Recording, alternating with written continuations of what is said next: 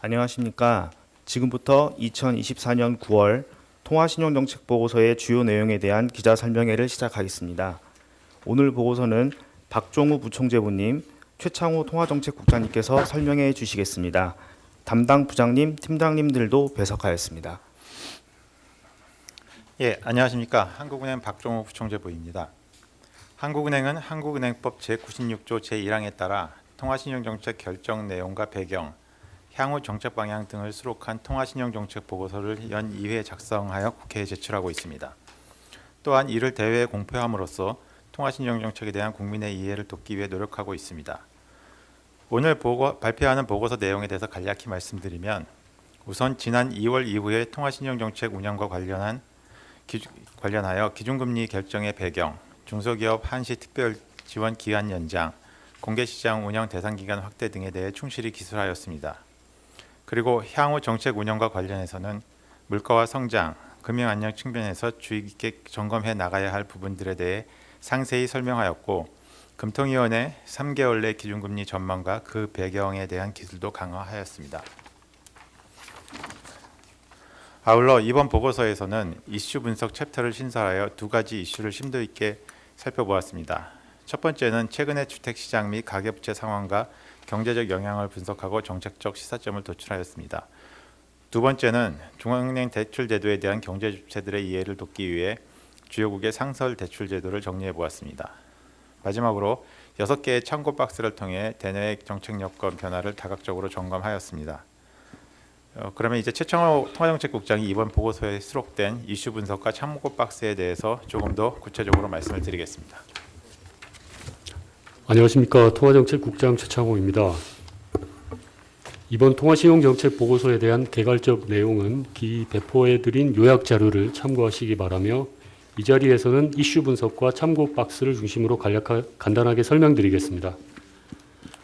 통화신용정책 운영과 관련된 주요 이슈 분석 두 가지 중 먼저 최근 주택시장 및 가계부채 상황에 대한 평가 및 시사점에 대해 말씀드리겠습니다. 최근 수도권 주택가격이 상승세를 지속하고 있으며 이에 영향받아 가계대출도 높은 증가세를 이어가고 있습니다. 이 같은 확장세가 장기간 지속될지와 관련해서는 불확실성이 큰 상황이지만, 가계부채 비율이 이미 소비와 성장을 제약하는 수준으로 높아져 있고, 펀더멘털과 괴리된 주택가격은 향후 조정 과정에서 금융 경기 변동성을 키우는 요인으로 작용할 수 있습니다. 주택시장과 가계부채는 주택 공급, 거시 건전성 규제, 금리 등 다양한 요인의 영향을 받는 만큼 최근의 확장세가 장기화되지 않도록 적절한 정책 조합을 통한 대응이 필요하다고 판단됩니다. 두 번째 이슈 분석은 주요국 중앙은행의 상설 대출 제도 현황 및 시사점에 대해 살펴보았습니다. 중앙은행의 상설 대출 제도는 단기 시장금리의 과도한 변동성을 억제하여 통화정책 수행을 뒷받침하는 한편, 금융안정 측면에서 금융기관의 유동성 부족을 해소하는 안전판 역할을 수행하고 있습니다.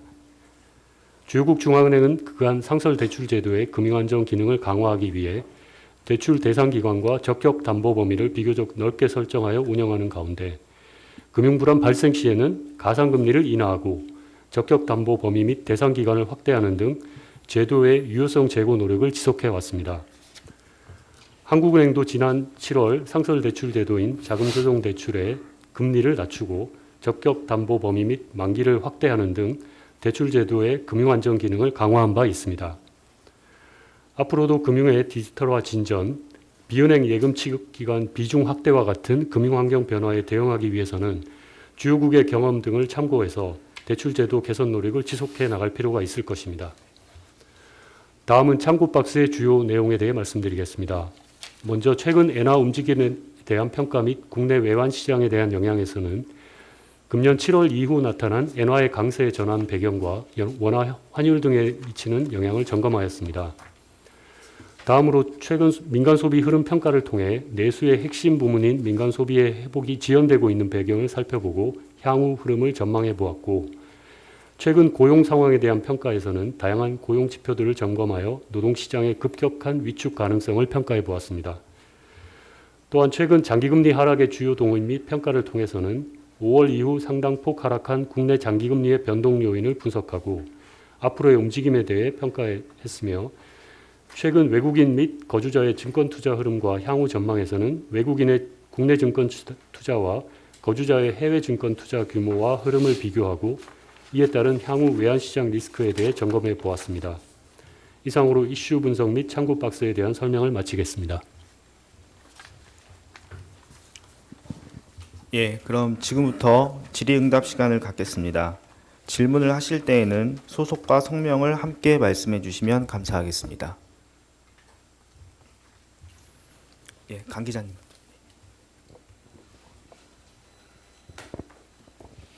네, 한국경제 강진규 기자입니다.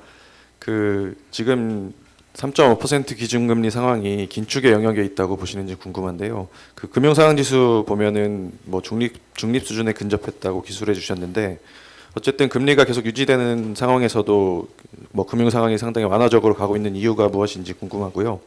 이 중립에 가까웠다는 얘기가 뭐 긴축의 효과가 잘 나타나고 있지 않다고 봐야 하는 것인지 아니면은 뭐 금리 인하가 가까웠다고 해석해야 되는지 어떻게 보시는지 궁금합니다.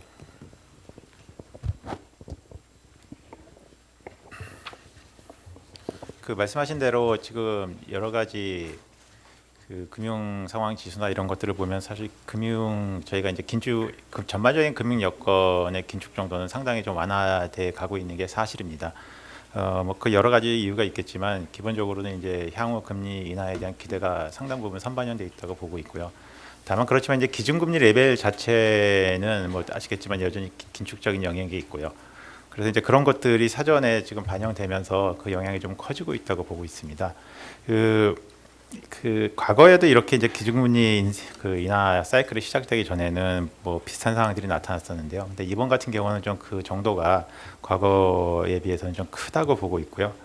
예를 들면 지금 이제 시장금리 같은 경우는 대략 금년중 2회 이상의 지금 인하 기대를 반영을 하고 있는데 이런 것들이 보면 향후 저희가 이제 정책 여건이나 그다음에 과거 사례 이런 거에 비해서 보면 조금 과한 측면이 있다고 보고 있습니다. 그리고 이제 시장 기대가 이제 좀 앞서 나가게 되면 향후 이제 기대가 조정되는 과정에서 변동성이 좀 커질 수 있기 때문에 정책 의도하고 이제 시장 기대가 너무 괴리되지 않게 관리하는 게 중요하다고 생각을 하고 있고요.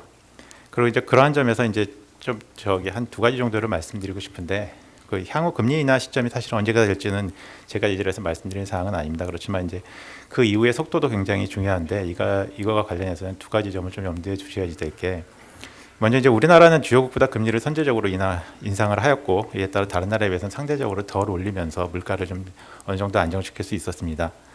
그래서 이제 현재 보면 주요국 정책금리 수준을 비교해 보면 국내 기준금리가 상당폭 낮은 수준을 유지하고 있거든요.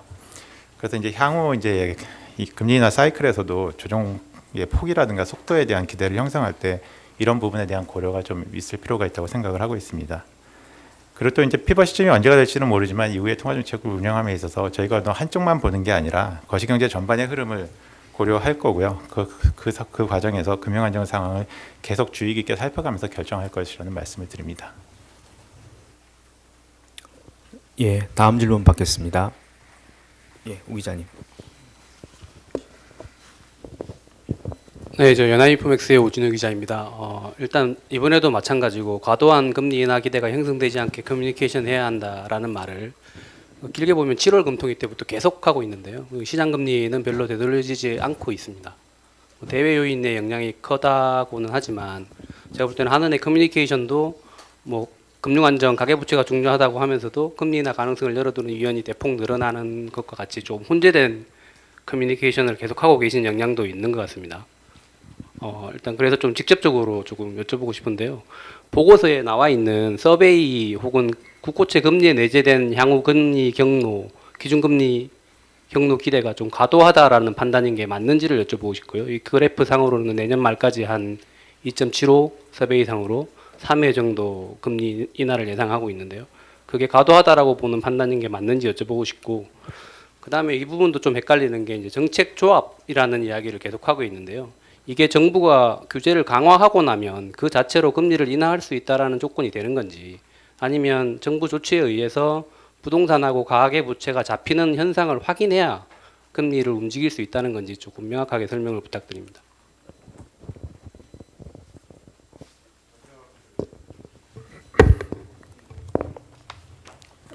먼저 이제 지금 뭐 내년 말까지 2.75라고 얘기하셨나요? 근데 사실은 이제 그 부분 그 내년 이후의 상황에 대해서 저희가 사실 이제 지금 상황에서 지금 말씀드리는 건 좀 너무 앞서가는 것 같고요. 제가 아까 말씀드렸지만 지금 올해만 해도 사실 이제 2차례 이상을 반영하고 있는 그런 레벨이기 때문에 그 자체로 보면은 뭐 여러분들 뭐 그 시장에서 여러 가지 저희가 이제 전문가들 서베이라든가 시장 참가자들 서베이를 해보면 사실 그 정도 수준을 기대하고 있지는 않거든요. 그런 면에서 저희가 계속 이제 그런 부분들을 좀 과도하다고 얘기를 하는 거고요. 제가 방금 전에 말씀드린 뭐 기대 관리를 말씀하셨는데 제가 방금 전에 말씀드린 부분도 사실은 이제 그런 차원에서 말씀을 드린 겁니다. 그래서 향후 이런 속도나 이런 거를 좀 에 대한 기대를 형성하실 때 제가 앞서 말씀드린 그러한 부분들을 좀 감안하시면서 하시면 좋겠다 하는 말씀을 드리는 거고요.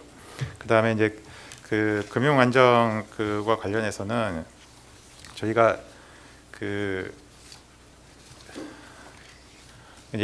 저희가 이제 지난달 금리 이제 결정 직전에 정부가 이제 여러 가지 공급 대책이라든가 그 다음에 이제 그 수요 관리 대책 이런 것들을 내놨습니다. 그래서 말씀하신 대로 제가 그게 뭐 시행되면 뭐 하겠다 이렇게 받아들이시면 안 될 것 같고요.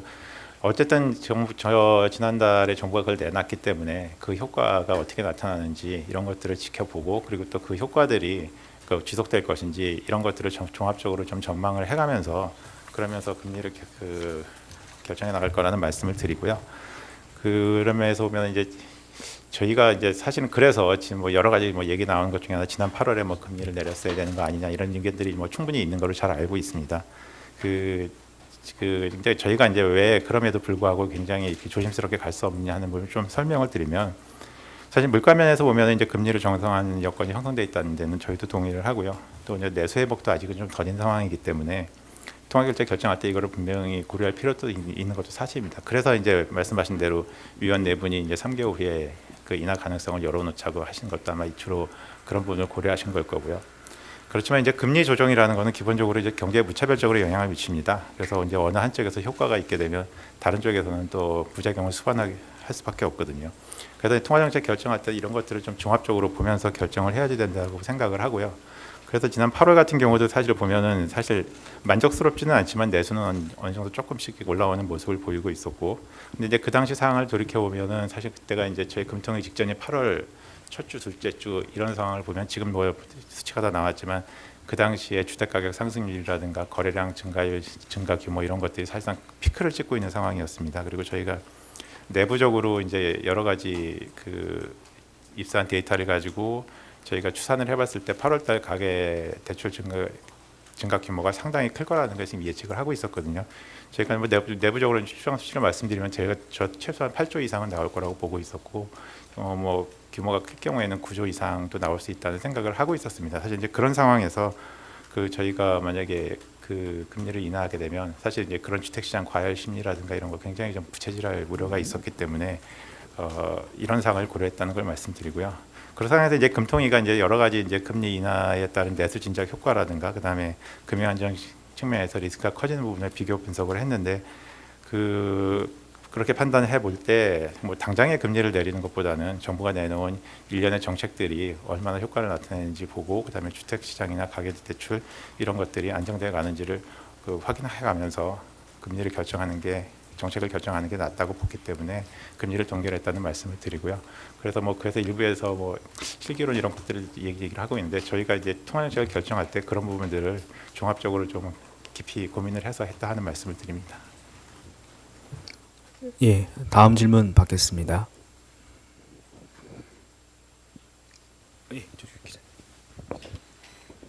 예, 안녕하세요. 저 경향신문의 임지선 기자입니다. 보고서에도 나와 있지만 부동산 시장과 가계부채 관련해서 불확실성이 크다고 이제 말씀을 하시기도 하셨고 보고서에도 나와 있는데, 그리고 좀 전에 8월에 가계부채가 상당히 클 거라고 8조 이상, 규모가 크면 9조 이상 예상한다고 이미 말씀하셨었는데요. 그러면 어제도 사실 질문이 나왔지만 9월과 또는 10월 그 방향성에 대해서는 어느 정도 가지고 계실 것 같은데요. 그 단기적이라도 방향성에 대해서 좀 어떻게 예측하시는지 좀 여쭤보고 싶습니다.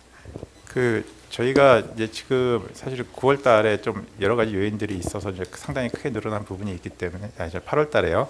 그래서 저희가 9월 달에는 사실 이제 그 폭이 어느 정도 될지를 지금 뭐 말씀드리기는 어려운데 어쨌든 9월 달보다는 좀 둔화되는 모습을 보이지 않을까 그렇게 보고 있고요. 그리고 이제 주택 시장의 거래량이라든가 뭐 가격 상승률이라든가 거래량 이런 것들을 봐도 이게 주간 단위를 보면 저희가 파악하기로는 지금 8월 한 첫째 주, 둘째 주 그 뭐 여전히 뭐 주택 가격은 오르고 있지만 그 상승폭은 좀 둔화되는 추세를 보이고 있고 거래량도 어쨌든 7월 정도가 이제 7월 말 8월 초 정도가 피크를 찍고 조금씩 내려오는 모습을 보이고 있어서 이제 그런 것들이 계속 그 유지가 될지 이런 것들을 지금 살펴보고 있는 상황입니다.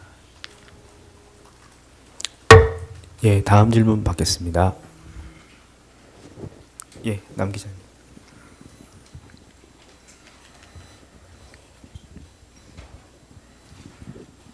안녕하세요. 유시스 남주현 기자라고 합니다. 뭐 지금 방금 간담회라든지 이제 통신 보고서에 보면 금리 인하라는 단어가 자주 등장하는데요. 이제 인하를 기정사실화하고 이제 주택 가격과 이제 가계 부채 고려해서 금리 인하 시기 뭐 검토하겠다 이런 취지로 보이는데요. 최근에 이제 신성환 의원님께서 이제 잭슨홀이나 컨퍼런스에서 이제 집값이 뛰면은 금리를 올려야 된다. 올려야 할 수 있다 이런 취지의 발언을 하신 걸로 알고 있습니다. 뭐 지금 현재로서는 어떻게 금리 인상까지 고려해야 된다라고 보시는 건지 질문드리고요. 다음 질문 또 하나 드리려고 합니다. 이제 민간 소비 회복 속도가 빨라질 것이다. 이런 페이퍼가 나왔는데요. 이제 기업 실적 개선에 따른 임금 확대, 뭐 디스인플레이션 이유로 거론했는데 이제 금리에 대한 부분은 좀 빠진 것 같습니다. 어떻게 연내 금리 인하를 가정하고 전망하신 건지 아니면 금리 인하 없이도 민간 소비 회복 속도가 빨라질 것이라고 보시는 건지 같이 여쭙습니다. 첫 번째 게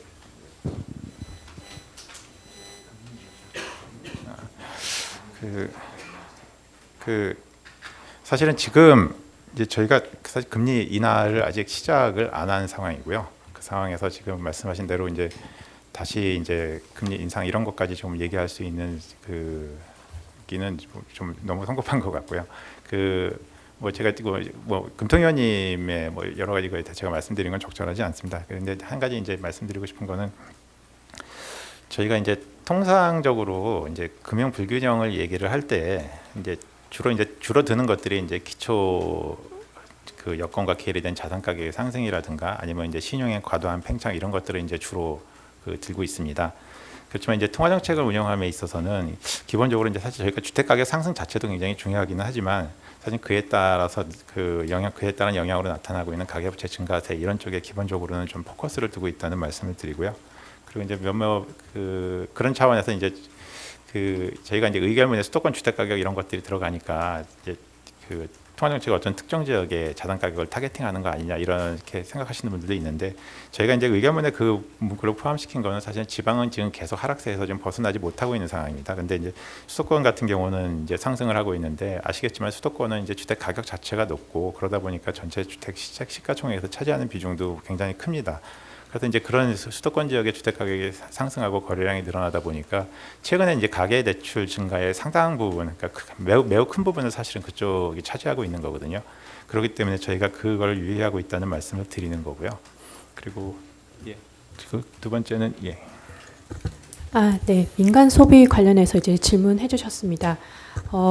일단 민간 소비를 일단 전망을 할 때는 저희가 뭐 어떤 정책 금리가 어떻다라고 설정을 하고 이렇게 전망을 하는 것이 아니라 시장 금리의 수준이라든지 또 시장 참가자들의 기대를 감안을 해서 전망을 하고 있습니다. 그렇게 말씀드릴 수 있겠고요. 그리고 실제로 지금 민간 소비는 지금 7월까지는 좀 그렇게 만족스럽진 않았지만 2, 4분기에 이제 임금 상승률이 좀 개선이 되면서 앞으로 좀 상승하는 그런 모습을 보일 것으로 예상하고 있습니다. 예, 다음 질문 받겠습니다. 예, 서 기자님.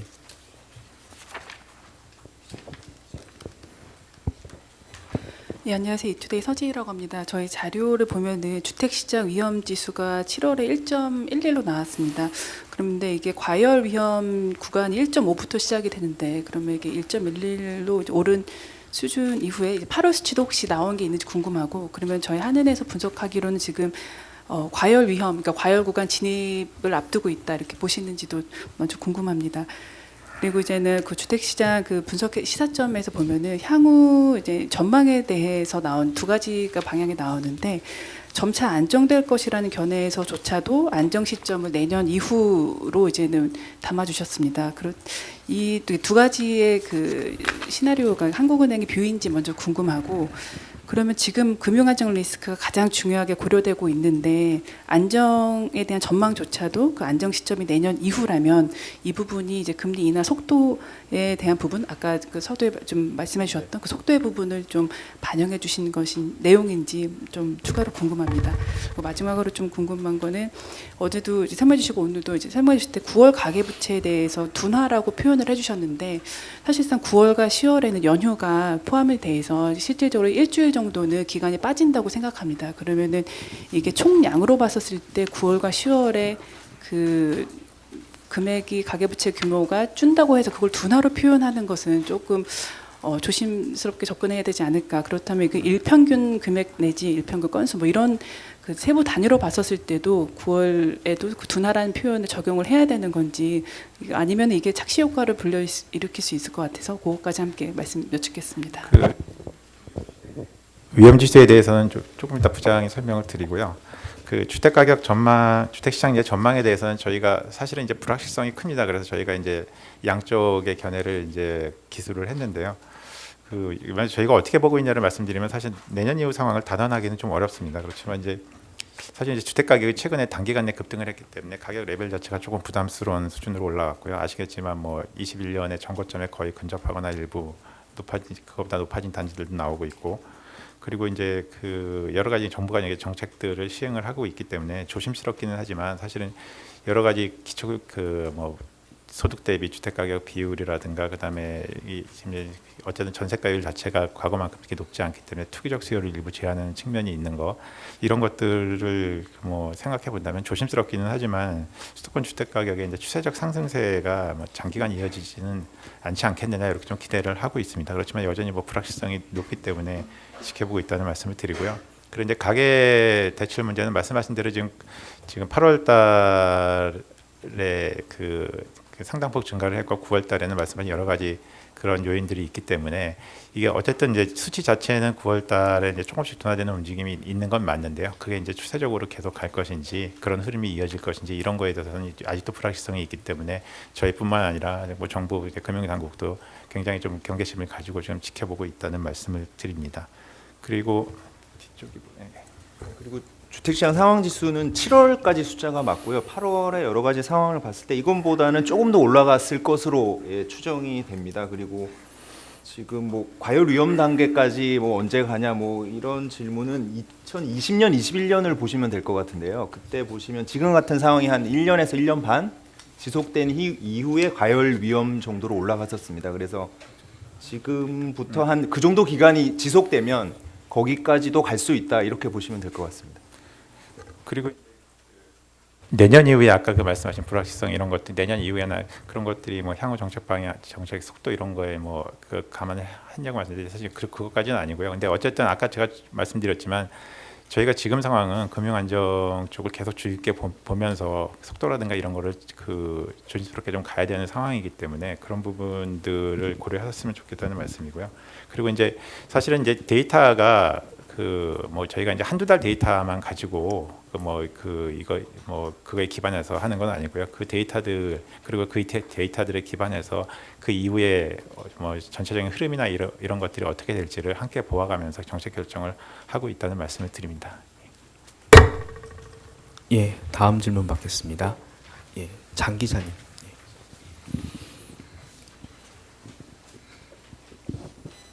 네, 이데일리 장여은 기자라고 합니다. 그 향후 금리 인하의 시기와 속도를 결정하는 데 있어서 이제 성장 흐름과 금융 안전 리스크 두 가지를 보신다고 이제 언급해 주셨는데요. 이게 상충되는 부분이 분명히 있는 거고 이와 함께 이제 금통위 의사록에서도 그렇고 정책 조합, 뭐 정책과의 공조 등을 많이 강조해 주셨는데 이거를 이제 이해를 할 때 저희가 내수 진작 등을 위해서 금리를 인하를 하더라도 거시건전성 규제 등을 강화해서 가계부채나 뭐 집값을 잡을 수도 있다. 뭐 이런 식으로 이해해도 괜찮은 건지 좀 궁금하고요.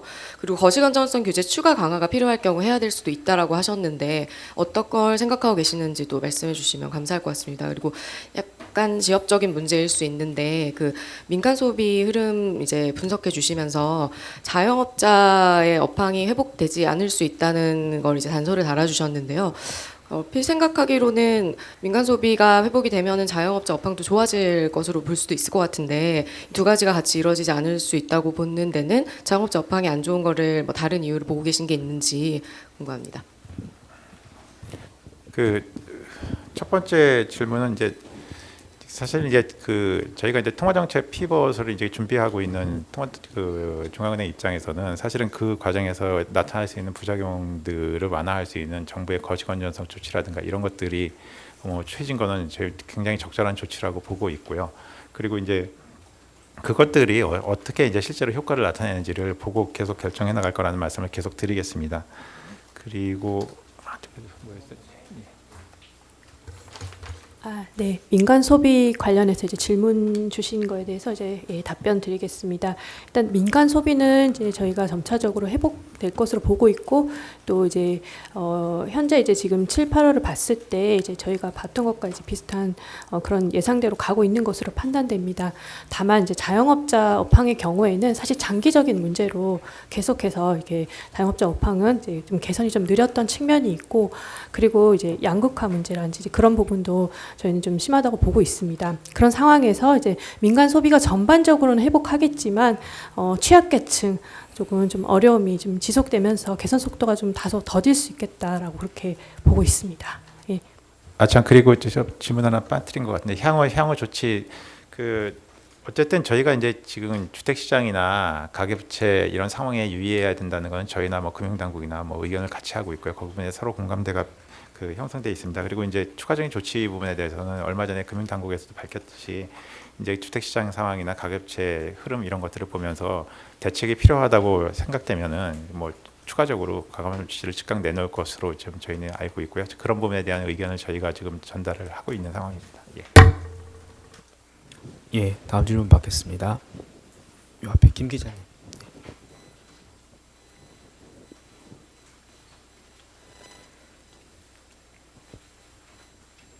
네, 연합인포맥스 김정현 기자입니다. 저는 간단한 거 하나 여쭤보고 싶은데요. 이번 통화신용정책보고서에서 처음으로 주간위원 그 메시지가 담겼는데 그 의미를 어떻게 해석해야 되는지 좀 구체적으로 설명해 주시면 감사하겠습니다.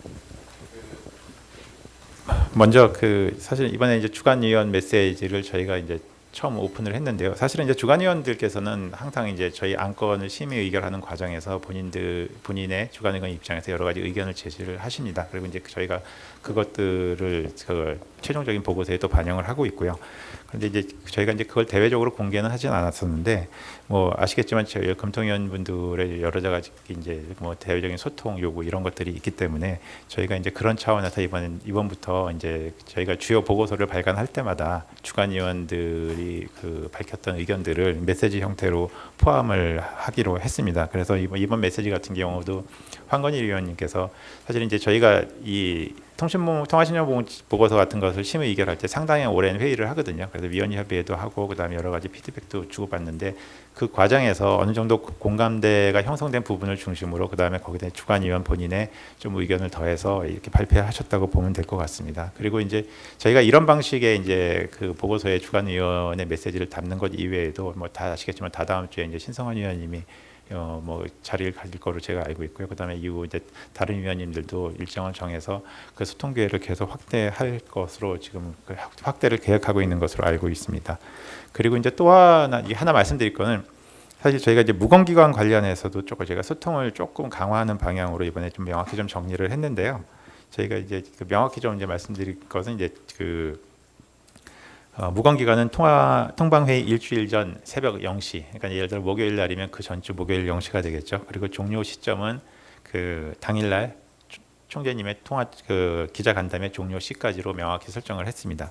그리고 이제 제한되는 발언 내용도 기존에는 사실 향후 통화정책 방향과 이를 실사할 수 있는 뭐 금융 경제에 관한 사항 이렇게 좀 폭넓게 좀 제안을 했었는데 저희가 이번에는 그걸 좀 범위를 좁혀서 향후 통화정책 방향에 대한 사항으로 좀 명확히 정리를 했습니다. 뭐 참고로 알려드립니다. 예, 다음 질문 받겠습니다. 예, 앞에 남 기자님.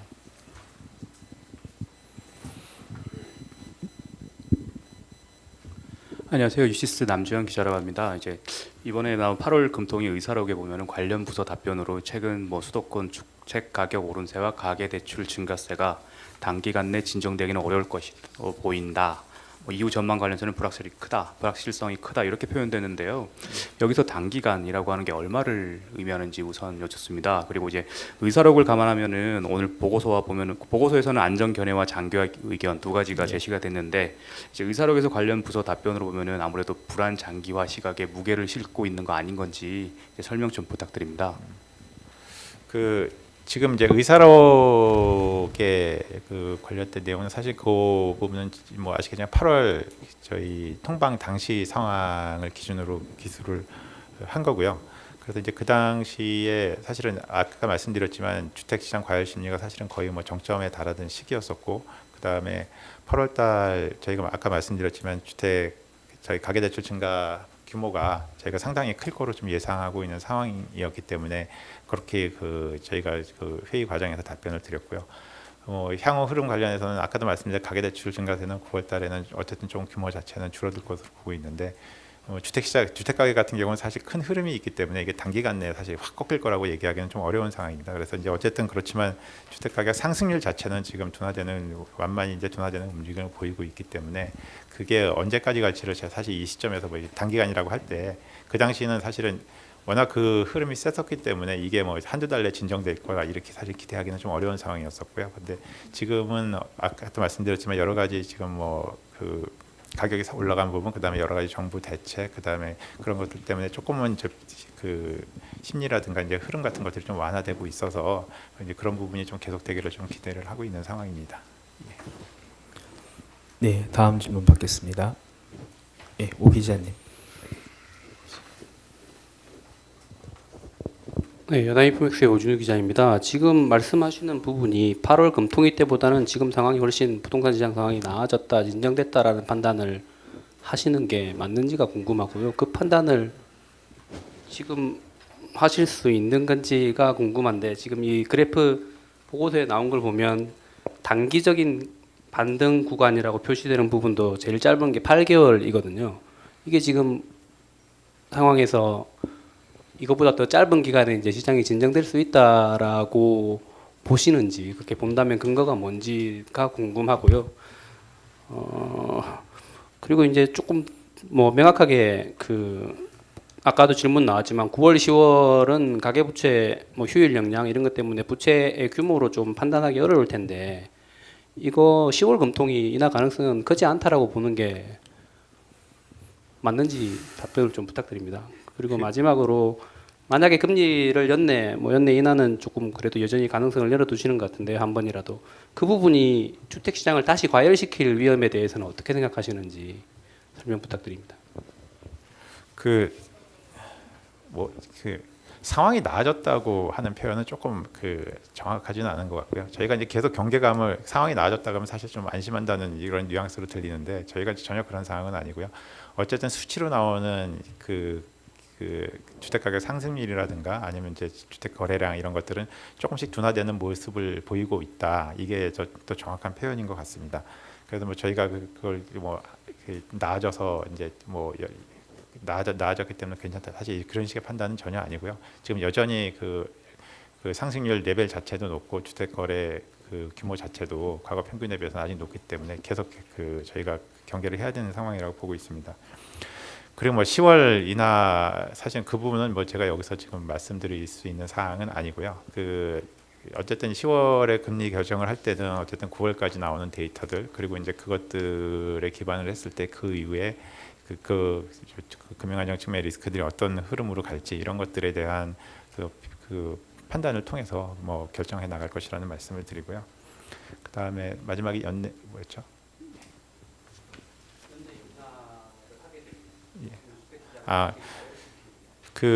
저희가 만약에 뭐 어떤 연내 인하를 하게 된다 그러면 여러 가지 지금 정부 조치들이라든가 이런 것들이 효과를 분명히 내는 상황에서 뭐 하게 될 거고요. 뭐 말씀하신 대로 이제 사실은 뭐 여러 가지 금융 불규정을 완화하는 데 있어서는 사실은 뭐 거시건전성 정책하고 금리 정책하고 뭐 같은 방향으로 가는 게 맞습니다. 하지만 아까도 얘기했지만 사실은 연내 금리 인상 가능성을 열어놓으신 위원님들의 이제 근거를 보면 어쨌든 기본적으로 뭐 그런 거죠. 그러니까 어쨌든 물가면에서 여건이 성숙이 됐기 때문에 기본적으로 이제 기준금리 레벨 자체만 보면은 어쨌든 아까 말씀드렸지만 긴축적인 수준에 있거든요. 그러니까 그걸 어느 정도는 이제 여건이 갖춰진다면 뭐 당연히 물가가 되고 그다음에 다른 쪽에서도 여건이 갖춰진다면 중립적인 수준으로 조금씩 조정할 필요는 있는 거고요. 그리고 이제 또 하나는 아까 말씀드린 내수 같은 경우 저희가 올라올 거로 보고 있지만 여러 가지 그 회복 속도가 이제 과거 회복기에 비해서 이렇게 만족스러운 수준이다 이렇게 얘기할 수 있는 상황은 아니고요. 그리고 아까 말씀드린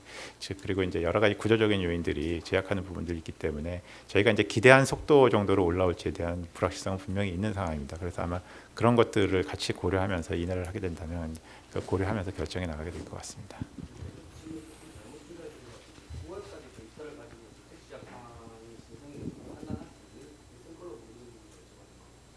그 사실 9월달 데이터를 한 달만 가지고 결정한다는 의미는 아니고요. 거기서 이제 그 여러 가지 그 저희가 이제 그 추세라든가 그냥 내부적으로 또 여러 가지 추정해보는 수치들이 있습니다. 그 다음 달이 얼마가 될지 뭐 이런 것들 그런 것들을 종합적으로 보아가면서 결정을 할 겁니다. 아, 예. 저 추가 질문 있으실까요? 예, 지금 시간이 많이 지나서 그러면 그 서차장님까지만 좀 전해드리겠습니다. 네, 감사합니다.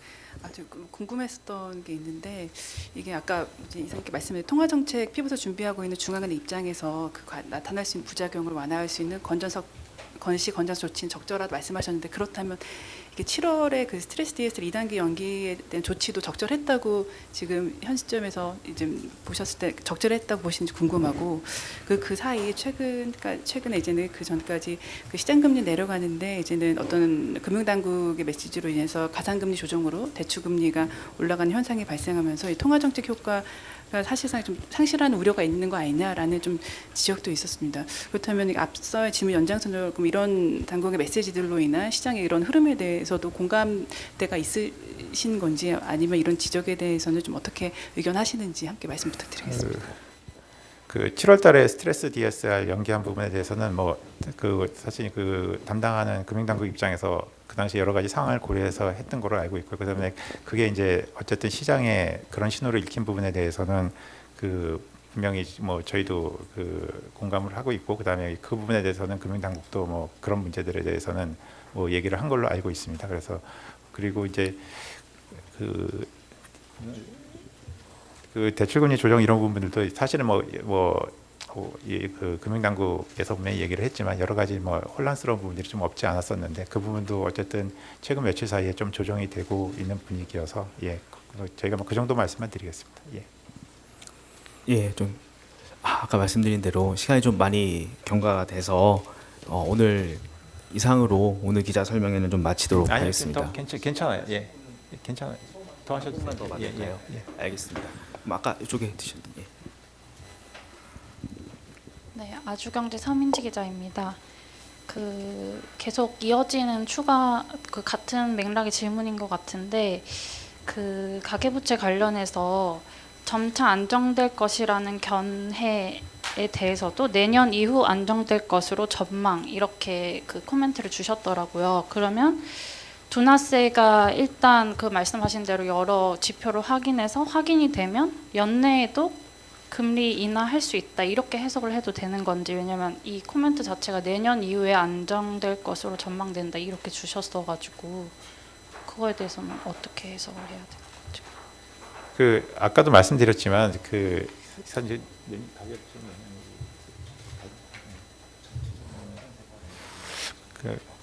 저희가 이제 내년 이후로 얘기를 한 거는 그 주택 시장이라든가 이런 거 어쨌든 전체적인 분위기 자체가 그 내년 어쨌든 지금 뭐 말씀드렸지만 한두 달 내 이렇게 뭐 그 이제 주택 가격이라든가 이런 것들 한두 달 내에 크게 꺾일 이제 그런 가능성을 조금 높지 않게 보고 있기 때문에요. 여러 가지 분명히 상승률 자체는 둔화되고 있지만 여전히 레벨이 높고 하기 때문에 그런 부분들에 대해서는 저희가 어쨌든 올해까지는 올해 뭐 모르겠습니다. 어쨌든 계속 경계를 해야 된다는 의미로 말씀을 드린 거고요. 근데 그걸 저희가 이제 그 내년 이후에 안정된다는 부분을 꼭 이제 예를 들어 뭐 올해는 예를 들어 어느 통화정책 방향을 단정적으로 결정했다 이렇게 받아들이시는 거는 좀 무리가 있다고 생각을 합니다. 예, 그럼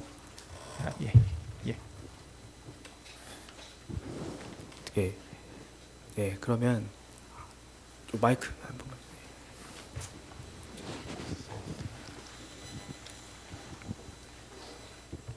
네, 죄송합니다.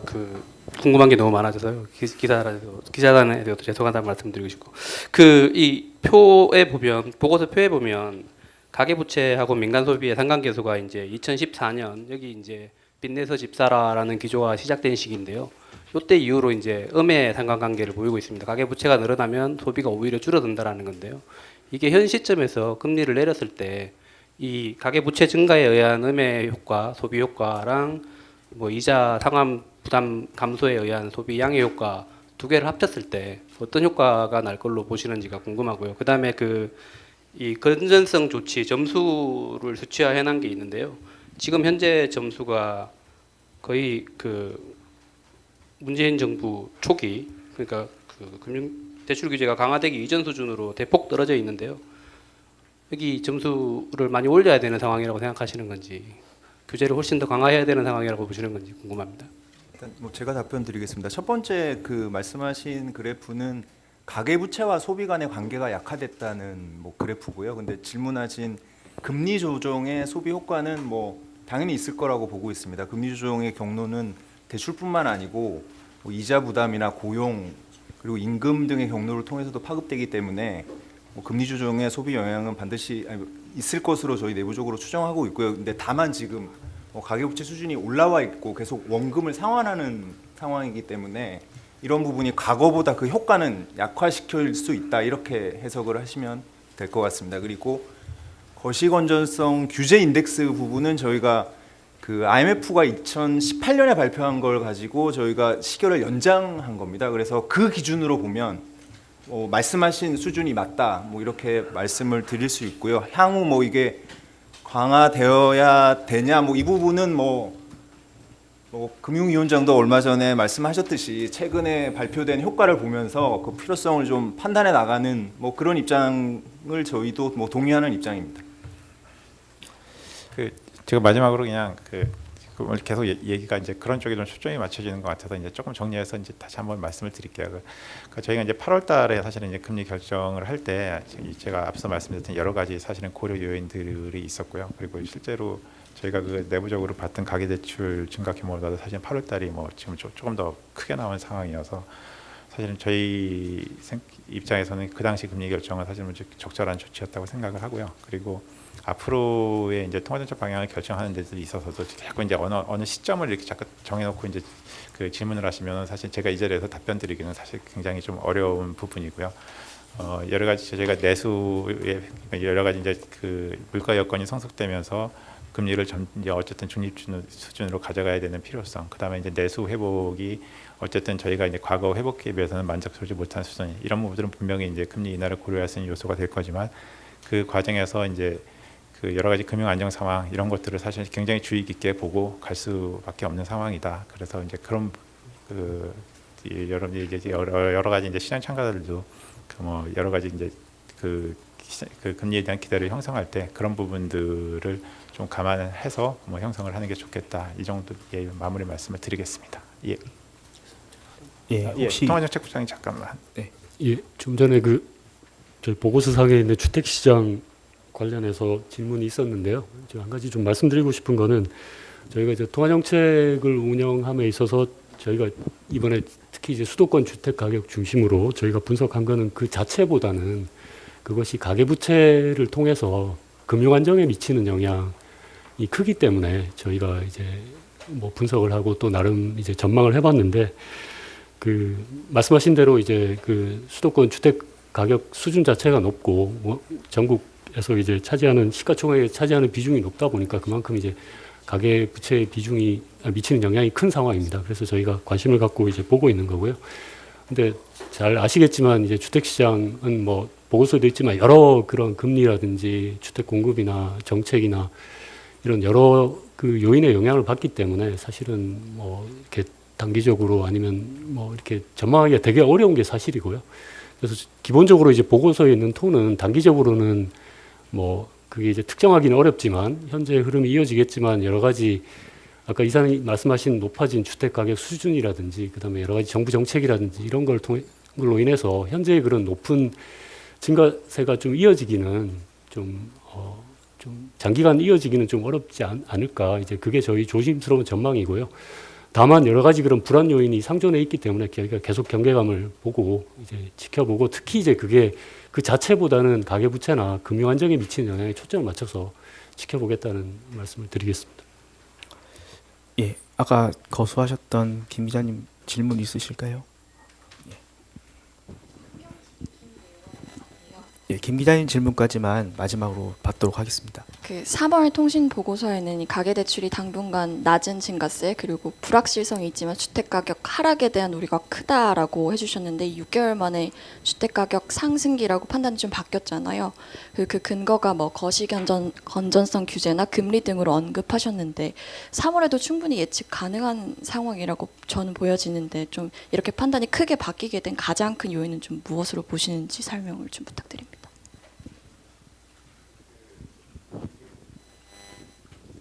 장이 말씀을 지금 드렸지만 사실은 주택 가격에 대한 부분은 사실 뭐 굉장히 좀 예측하기가 어려운 부분입니다. 특히 이 주택 시장 같은 경우는 사실 기대에 의해서 굉장히 많이 크게 영향을 받거든요. 그래서 일단 한번 그 여러 가지 이제 기대가 형성이 되게 되면 그것이 추가적으로 수요를 촉발하고 이래서 그 계속 이렇게 에스컬레이트 되는 면이 있습니다. 그래서 저희가 사실은 3월에 뭐 아시겠지만 그 당시는 그 작년 연말부터 해가지고 주택 가격이 하향 조정을 받는 시기였었거든요. 그래서 이제 그때 상황에서 판단을 해서 그렇게 기술했다는 말씀을 드리고요. 그런 흐름이 바뀐 게 뭐 실거래 같은 경우는 한 4월, 5월, 그 다음에 이제 전체 지수로 보면 한 6월부터 이제 반전되는 흐름이 나타났고요. 그 흐름은 사실 저희가 예상했던 것보다는 훨씬 빠르고, 그다음에 이제 폭도 좀 큰 흐름이다 이런 말씀을 드립니다. 예. 예. 이제 시간이 좀 많이 지난 관계로 이제 이상으로 오늘 기자 설명회를 마치도록 하겠습니다. 감사합니다.